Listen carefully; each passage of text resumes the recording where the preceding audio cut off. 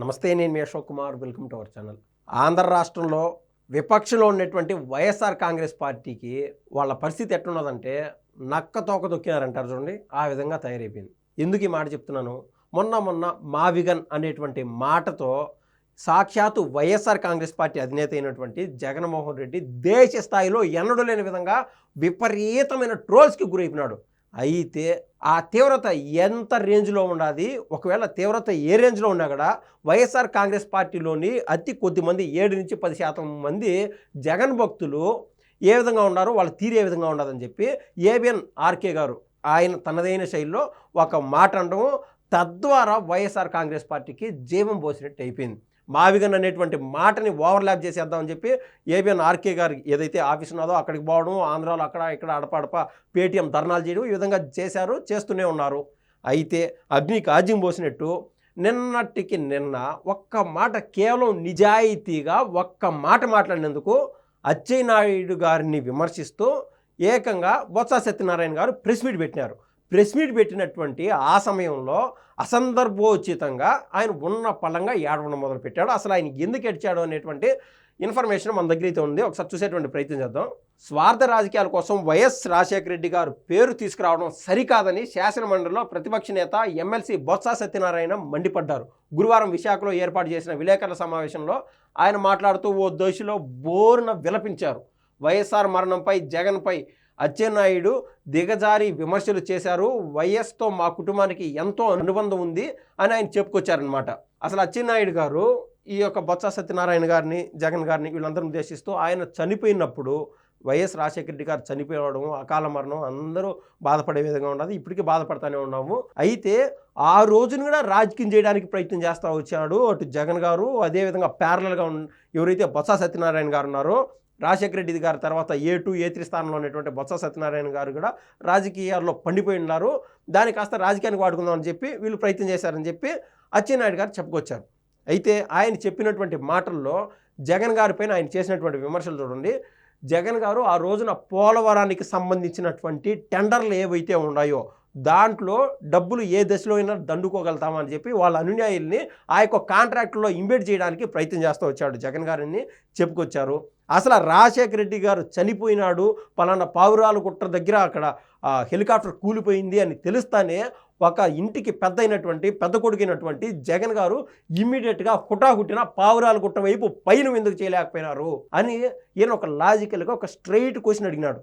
దానికి సమాధానం ఉండదు. తర్వాత తరుణంలో ఎప్పుడైతే రాజశేఖర రెడ్డి గారు చనిపోయినారో ఆయన పార్థివ దేహం ఇంటికి కూడా చేరకముందే సంతకాలు పెట్టించుకోవడానికి, ముఖ్యమంత్రి అవ్వడానికి ప్రయత్నం చేశాడు రాజశేఖర రెడ్డి గారు కొడుకైనటువంటి సుపుత్రుడు అయినటువంటి జగన్ గారు అని చెప్పి ఆయన చెప్పుకొచ్చారు. దానికి అక్కడ ఈ రోజుకి కూడా ఈవెన్ రఘువీరారెడ్డి గారు అసెంబ్లీ సాక్షిగా బొత్స సత్యనారాయణ గారే పదుల సంఖ్యలో చెప్పినాడు ఆ రోజున ఈయన కాంగ్రెస్ పార్టీ ఇన్ఛార్జ్గా ఉన్నటువంటి సమయంలో.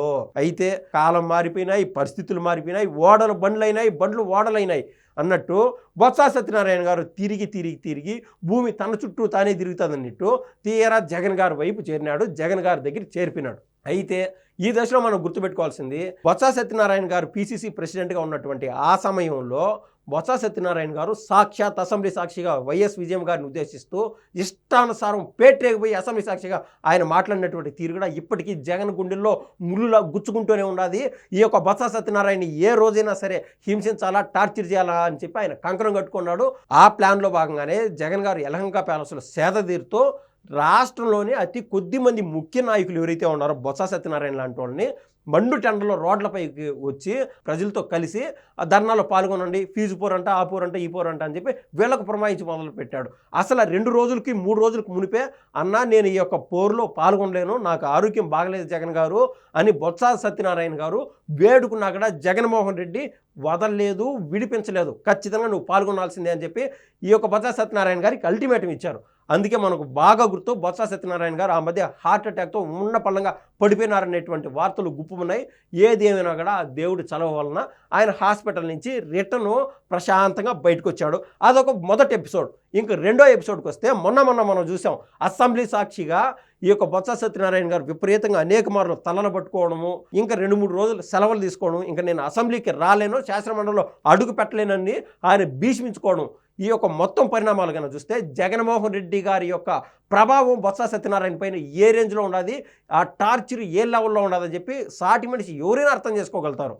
ఎందుకంటే జగన్ గారు స్వయంగా అసెంబ్లీకి వచ్చి ఎవరైతే ఈ యొక్క పెద్ద పెద్ద నాయకులు ఉన్నారో, అటు సిబిఎన్ గారు కావచ్చు, లోకేష్ గారు కావచ్చు, కళ్యాణ్ గారు కావచ్చు, వీళ్ళు అడిగేటువంటి ప్రశ్నలకి సమాధానం చెప్పలేనటువంటి చావా సత్తువ లేనటువంటి జగన్మోహన్ రెడ్డి గారు అసెంబ్లీకి అయితే దూరంగా ఉన్నారు. కానీ ప్యారలల్గా బొత్స సత్యనారాయణ గారిని ఇరికించడానికి శాసనమండలిలో ఉన్నటువంటి ఎమ్మెల్సీలు అయితే రావాలా? ఈ మొత్తం కార్నర్ ఎవరు అవుతున్నారో, నిజాయితీ లేనప్పుడు, అబద్ధం గుండెల నిండా నిండి ఉన్నప్పుడు కార్నర్ అయ్యేది ఆ మనిషి మాత్రమే. ఆ మనిషి పరిస్థితుల్లో కేవలం బొత్స సత్యనారాయణ గారే ఉన్నారు. అందుకే ఆయనకి మెంటల్ ప్రెషర్ ఎక్కువైపోయి, ఫీజులు అవుట్ అయిపోయి, బీపీలో అయిపోయి హెడ్ఏక్ వచ్చింది. తద్వారా నేను లీవులు తీసుకున్నాను, నేను శాసనమండలికి రాలేనని చెప్పి కూడా ఆయన భీషించుకున్నారు. ఇంకా నిన్న చూస్తే 3వ ఎపిసోడు, ఎవ్వరికి లేనటువంటి విపరీతమైన పరిస్థితులు కేవలం బొత్స సత్యనారాయణ గారికి జగన్ ద్వారానే దాపరిచాయనేది, ఇది వాస్తవంలోని భాగం పరాకాష్ఠకి చేరిందనేది ఖచ్చితంగా నేను చెప్పగలుగుతాను. ఎందుకంటే నిన్న ఆయన విలపించినటువంటి తీరు చూడండి. ఈయన అసెంబ్లీ సాక్షిగానే అనేక మార్లు జగన్ గారు ఆయన సీఎం అవడానికి సంతకాలు చేపించుకున్నాడు, ఈయనకు అధికారం పైన విపరీతమైన యావాన్ని జగన్మోహన్ రెడ్డి పైన అనేక మార్లు విమర్శించినటువంటి బొత్స సత్యనారాయణ గారు అవి అప్పుడెప్పుడో 10-13 ఏళ్ళు అప్పుడు చెప్పినాను, నేను మర్చిపోయినాను అని చెప్తే సోషల్ మీడియాలో ఆయన మాట్లాడినటువంటి మాటలు ఇప్పటికీ చక్కర్లు కొడతానే ఉన్నాయి. ఇది ప్రతి ఒక్కరూ గుర్తుపెట్టుకోవాలా.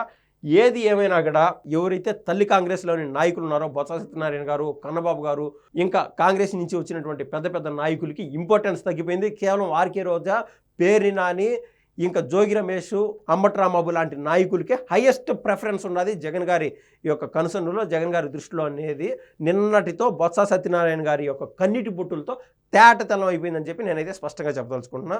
ధన్యవాదాలు.